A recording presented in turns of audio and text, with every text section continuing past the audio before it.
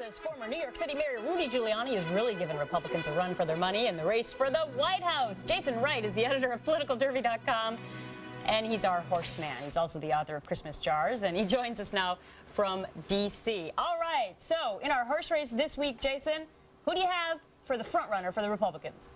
Well, there's a big change. The McCain reign is over. Rudy Giuliani has taken the top spot from John McCain, pushing McCain to second and Mitt Romney to third. I think that Rudy Giuliani has been very effective with this new messaging. He's essentially telling conservatives that while you might disagree with him, you've always disagreed with him because he's always been pro-choice. And he's saying, at least I'm consistent, and that's more than you can say for my opponents. All right, so how far, let's see if we can see that again. How far is Giuliani in front right now? Because when you look at the numbers, a lot of folks out there, Republicans, don't know that he's pro-choice, don't know that he has such liberal stands on social issues, and don't know that he's been married 3 times. That's right. And some folks are actually now beginning to say maybe the personal life issues could outweigh some of these disagreements on public policy in time. I think it's still a pretty tight race. I mean, it's a horse race. So Rudy's here, McCain is here inching up on him. It's going to be a very close race for a long time because these guys are going to be able to raise the $100 million threshold everyone keeps talking about. It's a tight race, but I do think Rudy has a lot of momentum right now. All right, let's move on to the 3 Dem horses because we don't really have any change here. But you say, okay, there we have it. Hillary's still in the lead. Obama's got a close second. But you say that Obama has another problem. He looks like a guy trying to quit smoking.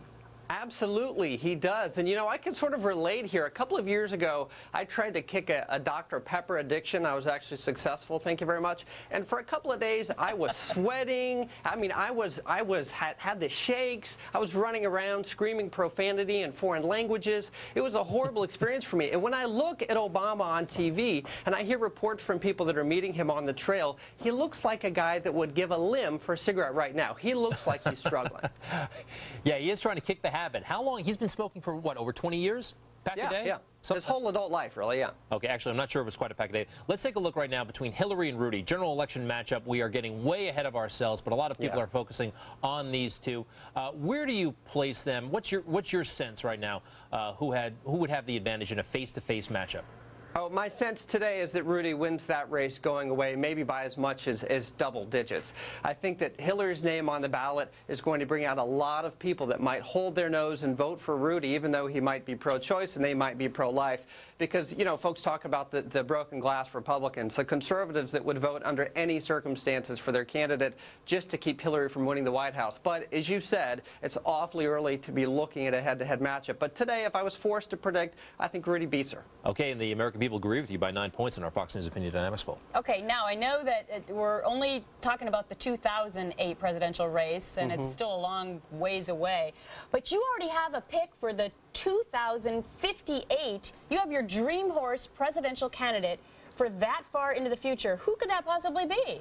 That is a young man I'm really keeping my eye on. His name is Colson Ward Wright. He came into my family a couple of days ago. Little guy, 9.6 pounds, 22 inches. 9.6 pounds? Yeah, big guy, big How's guy. your wife?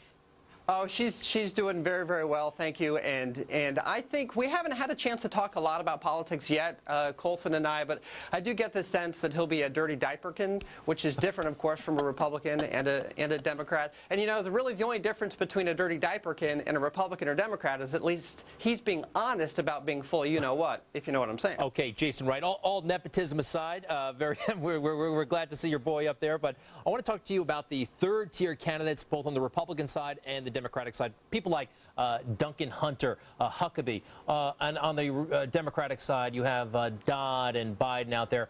Yeah. Any chance of them getting any kind of traction, any events coming up where they could emerge as real contenders? Well, you know, historically, there has been a horse that has come from the back of the pack to do well in Iowa and New Hampshire. But I think this race will be different. I really think that this will be a 3 or 4 horse race. And it's because of money. These guys just, I mean, Duncan Hunter raising $100 million. I'm not sure that if you take all of those candidates and combine their fundraising over the next year, I'm not sure they can get to half of that. So, no, I do think that this race will be different and that we probably know the name of the nominee today, and it's probably one of the top 3 on the left or right. All right, Jason Wright, congratulations on the birth of your son. Always great to see you. We'll see you again next week.